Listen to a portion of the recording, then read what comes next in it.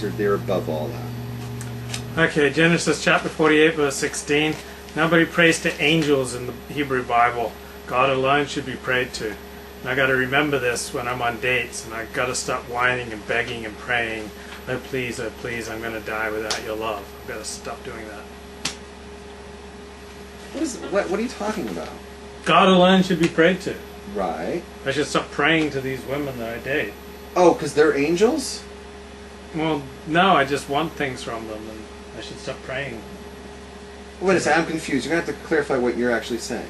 I'm saying, oh please, I'm going to die unless you give me your love. Right.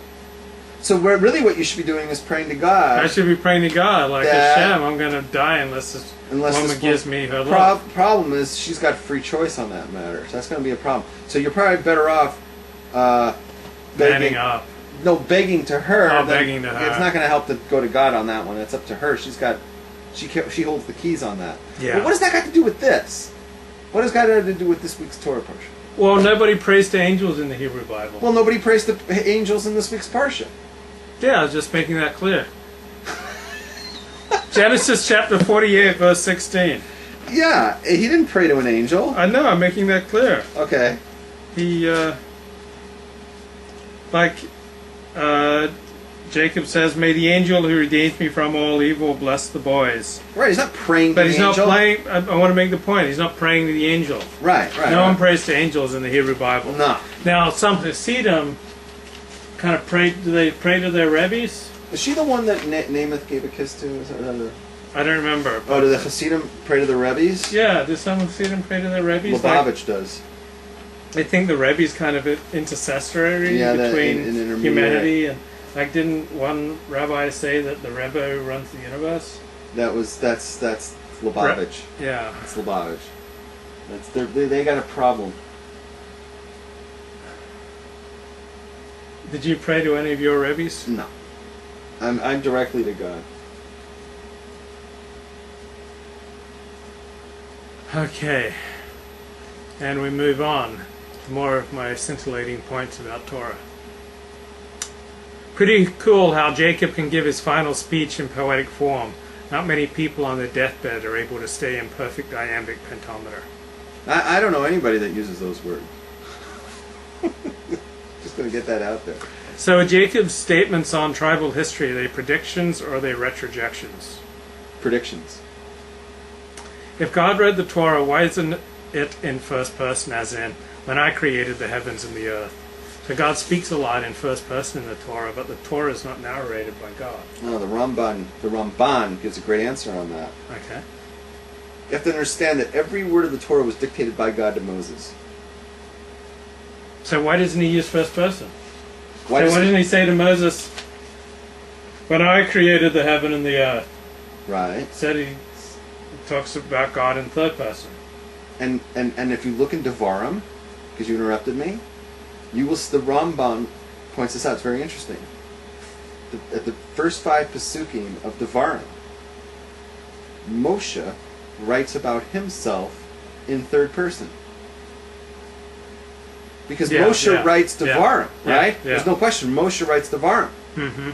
But before he starts in with the I this and I that, and I spoke to God and blah blah blah blah blah, he talks about himself in third person. So it's just the way of Torah that you talk about yourself in third person, and then sometimes you come around and you say you have a direct first, second person conversation. I don't know. That's just the way it's done. It's very formal. Do you think that the Houston uniforms are evocative of prison uniforms? That's a good question. And we've got our first email question on the show. Well, what's that? Dear Luke and Rabbi Harav Hagaon Eshwa I know that person. I want to formally apologize for the rude remarks I made in the chat room last night during the video. I was on as Pimp Daddy and I was just trying to be funny and spice things up, but I truly didn't mean to be offensive. Rabbi Rabbs knows me. And, yeah. Okay. So, yeah. What's so wrong about... I don't understand why he kept asking me to blow you. Last night? Right now, like 15 minutes ago. Oh, really? So are you going to do it? Yeah. Okay, so... Now, he's a good guy. I know him. That guy's a good guy. So... He's on my Facebook and on my YouTube. He's a good guy. I've just unbanned him. Don't ban him. I unbanned him. Okay, he's a good guy. Ban... Well, he kept asking me to blow you. Oh, well, okay. 3 times. Like, I could understand once or even twice. But 3 times in a row, he said... So... I'll write him back, no problem. And he's unbanned. So let him know he's unbanned. I did. Oh, okay.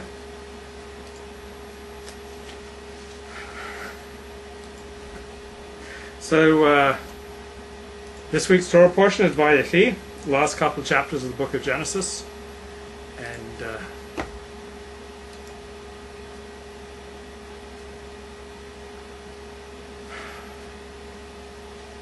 does Rabbi Rabbs believe what the Al-Scroll commentary says on Genesis chapter 47, verses 28 to 31?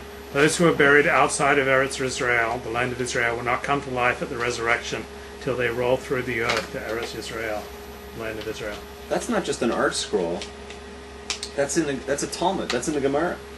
The Gemara says that in Kesuvos 111a, right over there, where it talks about the oaths. One of the oaths is that we should not go back to Eretz Israel with a strong arm, as a wall with force. Rashi says.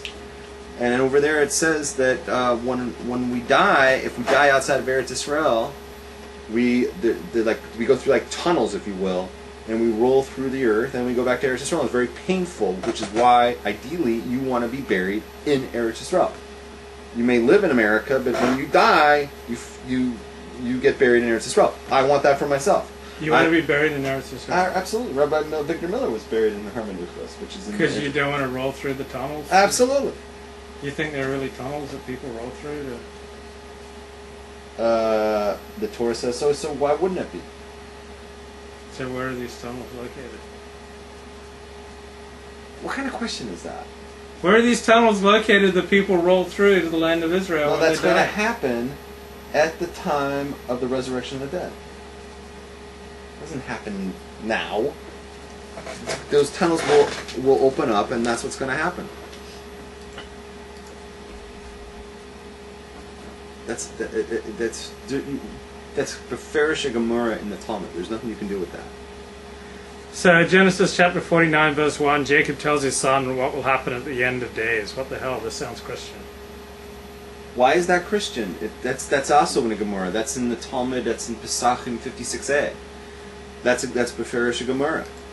At the end of days, that this is what's going to happen. It's a prophecy. What does he tell them? What's going to happen at the end of days? Everything that you read after that point. But there's nothing about the end of days in the rest of chapter 49. Where's Jacob calls his sons and says, I will tell you what will befall you in the end of days.